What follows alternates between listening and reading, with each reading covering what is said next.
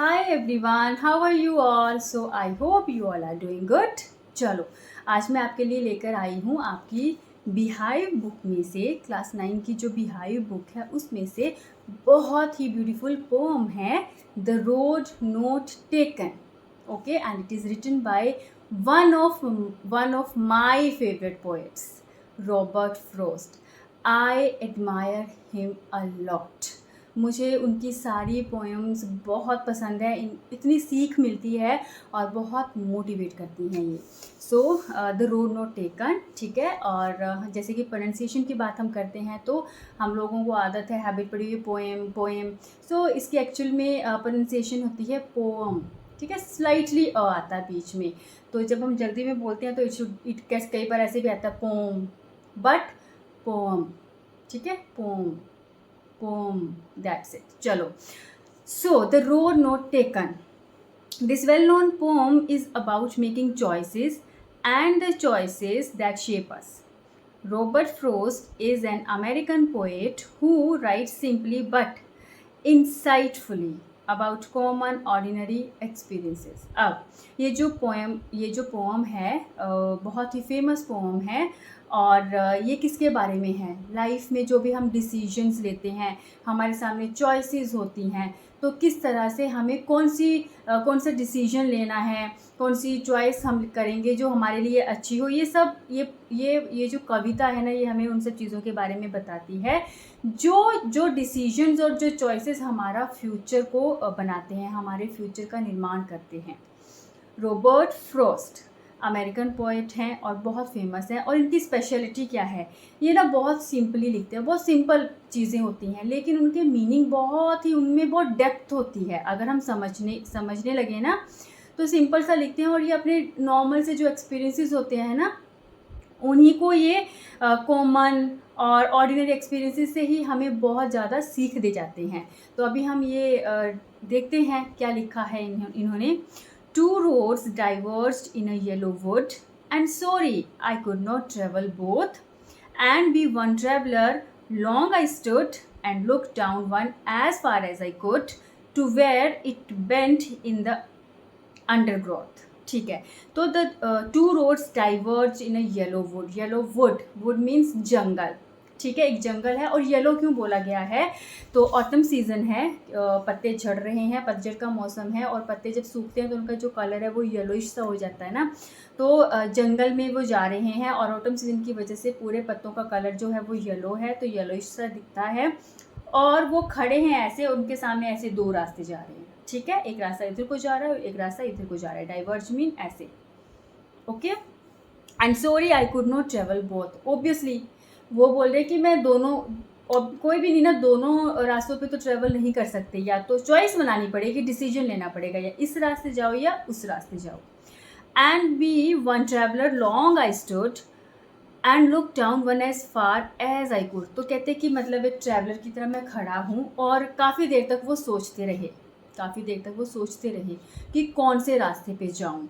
और ऐसे देख रहे हैं, ठीक है, देख रहे हैं जहाँ तक उनकी नज़र जाती है वहाँ तक वो आगे दोनों रास्तों को देखने की कोशिश कर रहे हैं कि कुछ उनमें डिफरेंस लग रहा है इस साइड या उस साइड. वो ऐसे देख रहे हैं गौर से, ठीक है, जहाँ तक उनकी नज़र जा सकती है. To where it bent in the undergrowth, की मतलब ये रास्ते आगे, जैसे अंडरग्रोथ मीन्स कि बहुत वो जंगल में झाड़ियाँ और पेड़ों की वजह से पूरा वो झुरमुट सा होता है ना, दिखता नहीं है. तो कहते हैं कि वो मतलब कोशिश कर रहे हैं कि जहाँ तक वो रास्ता मुड़ता है, फिर अगर आगे पूरा वो जंगल सा है, तो जहाँ तक वो देख सकते हैं वहाँ तक वो देखने की कोशिश कर रहे हैं. ये तो होगी सिंपल एक्सप्लेनेशन. अब इनका जो जैसे बोलते हैं ना सिंबॉलिक मीनिंग क्या है. हम सबकी लाइफ में एक टाइम ऐसा आता है जब हमें डिसीजंस लेने पड़ते हैं, हमारे पास चॉइसेस होती हैं.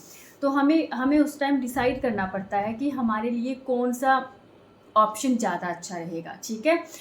जैसे सपोज़ आप, अगर मैं बातें करूँ कि, और ये होता है कि हमें हमेशा चॉइस बनानी पड़ती है. ये नहीं होता कि सब कुछ हम यहाँ भी जाएँ वहाँ भी जाए. अगर आपको डॉक्टर बनना है तो ठीक है, अगर आप क्लियर हो, फोकस्ड हो, मुझे डॉक्टर ही बनना है, तो आपके पास वो लाइन है। लेकिन अगर आप बोलोगे कि ठीक है मुझे इंजीनियरिंग भी करनी है, तो फिर ऐसा नहीं होगा ना। आपको क्या करना पड़ेगा, आपको चॉइस बनानी पड़ेगी, आपको प्रेफरेंस देखना पड़ेगा कि आपके लिए ज़्यादा ज़रूरी क्या चीज़ है, आपका इंटरेस्ट ज़्यादा किस में है, और फिर आप उसको अपना फ्यूचर भी देख के तय करोगे कि मेरे लिए कौन सा ऑप्शन जो होगा वो बेटर रहेगा। ठीक है, कोई भी लाइन, सिर्फ डॉक्टर और इंजीनियर की बात नहीं है। जैसे अगर आपको क्या करना है, आपको एडमिनिस्ट्रेशन में जाना है, आपको अगर आर्ट में इंटरेस्ट है, पेंटिंग ड्राइंग में इंटरेस्ट है, आपको आर्टिस्ट बनना है, आपको म्यूज़िक में इंटरेस्ट है, आपको सिंगर बनना है, म्यूजिशियन बनना है, कुछ भी है, लेकिन you have to make a choice. और फिर आपको नापतोल करना पड़ता है कि मेरे लिए क्या सही रहेगा। ठीक है, आपको ये भी वहाँ वो जो यहाँ पे बोला गया ना कि वो दूर तक देखते हैं, उसका मतलब क्या है कि वो सोच रहे हैं, ही इज़ एक्सप्लोरिंग कि उसके लिए कौन सी चीज़ जो है वो बेनिफिशियल होगी फ्यूचर पर्सपेक्टिव से, right. Then took the other just as fair and having perhaps the better claim because it was grassy and wanted wear though as for that the passing there had warned them really about the same. Okay, so अभी इन्होंने बोला है then took the other just as fear, कहते कि मतलब ठीक है मैंने एक दूसरा रास्ता, जैसे एक को छोड़ के दूसरा रास्ता उन्होंने चुन लिया, तो जस्ट एज फेयर, उनको वो फेयर लगा, क्यों लगा, and having perhaps better claim, और उनको लगा कि शायद उन्होंने बेटर चॉइस की है, पहले को छोड़ के जो उन्होंने दूसरा रास्ता लिया ना, कि शायद उनको वो लगा कि मैंने बेटर क्लेम किया है। कैसे लगा उनको, because it was grassy and wanted wear, ये ना अभी ग्रासी था, ठीक है, और ऐसा लग रहा था though as for that the passing there had worn them really about the same. उनको ऐसा क्यों लगा, क्योंकि वो ग्रासी था, मतलब कि जब हम चलते हैं ना, जिस रास्ते पे ज़्यादा लोग चले होंगे तो घास वो थोड़ा सा तो कुचला ही जाएगा ना, तो कहते हैं कि नहीं ये वैसे लग रहा था, और ऐसे लग रहा था कि ये अभी तक इसको कम लोगों ने चुना है, और ये वांटेड वेयर मीन्स कि कम यूज़ हुआ है ये। दो as for the passing there had worn them really about same, कहते लेकिन जैसे मैंने चलना शुरू किया तो मुझे एहसास हुआ कि दोनों रास्तों में ना ज़्यादा फ़र्क नहीं है, मतलब उनमें कोई ज़्यादा डिफरेंसेस नहीं है। जब उन्होंने चलना शुरू किया तो उन्हें लगा कि मतलब ठीक है, ऐसे नहीं है, मतलब थोड़ा बहुत 19-21 का फ़र्क है, अदरवाइज़ कोई ज़्यादा डिफरेंस नहीं है उसमें। And both that morning equally lay in leaves, no step had trodden black. Oh, I kept the first for another day. Yet knowing how way leads on to way, I doubted if I should ever come back. And both that morning equally lay. अब इसका क्या मतलब है, कहते हैं and both morning equally ले, मतलब सुबह जब वो देखते हैं ना, दोनों रास्ते ऐसे लग रहे हैं इक्वल हैं, मतलब दोनों पे ज़्यादा लोगों ने चला नहीं है, ठीक है, तो वो कंपैरिजन कर रहे हैं, ठीक है। इन लीव्स नो स्टेप है ट्रॉडन ब्लैक, मतलब वही पत्तों को देख के पता चल रहा है कि मतलब ज़्यादा लोगों ने वॉक नहीं किया है, वो मतलब दोनों ही फ्रेश लग रहे हैं, और नहीं लग रहा है कि कोई ज़्यादा लोगों ने वहाँ पे वॉक किया है। तो इसमें मतलब जो हमारे पोएट हैं वो क्या बताना चाहते हैं कि देखो लाइफ में हम जो भी डिसीजन लेते हैं ना बेटा, तो वो ना सिमिलर रहते हैं अगर हम बात करेंगे एडवांटेजेस की, डिसएडवांटेजेस की, मतलब कि हर डिसीजन में चैलेंजेस तो रहते ही रहते हैं, ठीक है। अब ये आपके ऊपर है, आप चैलेंजेस को कैसे ले रहे हो। कोई भी डिसीजन लोगे आप, उसमें जैसे बोलते हैं ना, every coin has two sides, हर सिक्के के दो पहलू होते हैं। There are advantages as well as disadvantages also, लाभ भी होते हैं, नुकसान भी हैं, चैलेंजेस हैं, हर्डल्स हैं, ऑब्स्टेकल्स हैं। ये आपकी क्षमता के ऊपर तय करता है, ये आपके एटीट्यूड पर डिपेंड करता है, आप कैसे चैलेंजेस को लेते हो। तो अब उनको दोनों रास्तों में कोई ख़ास फ़र्क नहीं लग रहा है, कह रहे कि सुबह तो ऐसे लग रहा है कि दोनों ही कम हैं, अनयूज्ड हैं। Oh I kept the first for another day, कहते कि मतलब मैंने जो दूसरा लिया था ना, एक रास्ता तो उन्होंने लिया था, तो जो दूसरा वाला था कहते वो मैंने ना किसी और दिन के लिए रख लिया कि किसी और दिन उस पर जाऊँगा। Yet knowing how way Leeds on two way, और मैं जानता भी हूँ कि एक बार जब हम किसी रास्ते पे चलना शुरू करते हैं तो वापस आना मुश्किल होता है। आई doubted if I should ever come back. उनको ये भी है, डाउट है कि पता नहीं मैं यहाँ निकल तो चला हूँ और मैं बोल रहा हूँ कि ये जो रास्ता मैंने छोड़ा है उस पर भी मैं बाद में ट्रेवल करूँगा, लेकिन मुझे ये डाउट भी है कि क्या मैं यहाँ पे अब चलना शुरू कर दिया तो क्या मैं कभी वापस आऊँगा, उस रास्ते पे आ पाऊँगा, ये डाउट है उनको। तो ये वही है कि एक बार हम जो डिसीजन ले लेते हैं लाइफ में, ठीक है, तो फिर वापस आना मुश्किल ही होता है, क्योंकि एक बार जिस रास्ते पे चलना शुरू कर दिया ना, फिर हमारा होता है कि हमने फिर उस एम को पाना है, ठीक है। I shall be telling this with a sigh, somewhere ages and ages hence two roads diverged in a wood and I took the one less traveled by and that has made all the differences. अब कहते हैं कि शायद आगे जाकर, ठीक है, बहुत टाइम बाद, समवेयर एजेस एंड एजेस, बहुत समय के बाद, मैं आह भर के, विद साई, साई होता है आह भरना, मैं बताऊंगा, मैं दुनिया को बताऊंगा कि एक जंगल में दो रास्ते थे, वो ऐसे डाइवर्ज हो रहे थे और मैंने कौन सा लिया जिस पे कम लोग चले थे, और जब मैंने ये डिसीजन लिया, यही डिसीजन है जिसने सारे डिफरेंसेस बनाए, जिसने जो आज मैं हूँ वो मैं उसी डिसीजन की वजह से हूँ। ये तो हो गया एक्सप्लेनेशन। अब हम इसका जो सिंबॉलिक मीनिंग है वो समझेंगे। मतलब कई बार हम क्या करते हैं ना, कभी हमें लाइफ में चॉइसेस मिलती हैं तो हम देखते हैं कि हम ना रिस्क नहीं लेना चाहते, हम सोचते हैं कि अच्छा ये वाला जोन ज़्यादा सेफ़ है ना, ये लाइन लेते हैं, यहाँ पे जॉब के ऑफ़र ज़्यादा हैं, आजकल सभी इसी साइड जा रहे हैं ना, तो हम इसी वाले डिसीजन को लेते हैं। लेकिन कहते हैं मैंने वो वाला डिसीजन लिया जो ज़्यादातर लोग नहीं ले रहे थे, ठीक है, उस रास्ते पे बहुत कम लोग चले थे, और कहते हैं कि यही डिसीजन है जो मुझे आज दूसरों से क्या करता है, अलग साबित करता है, दूसरों से यूनिक मेरे को बनाता है। तो ये क्या मतलब है इन चीज़ का, या इस पूरी पोएम का क्या मतलब है बेटा, कभी भी लाइफ में डिसीजन लेने की बात आए ना तो रिस्क लेने से नहीं डरना चाहिए। ये मत सोचो, मतलब बोलते ना कि भेड़ चाल का हिस्सा मत बनो, ठीक है। जिस रास्ते पे दुनिया जा रही है, चाहे आपका इंटरेस्ट हो ना हो, बस हाँ लोग जा रहे हैं चलो, आंखें बंद करके चलो, ऐसा नहीं है।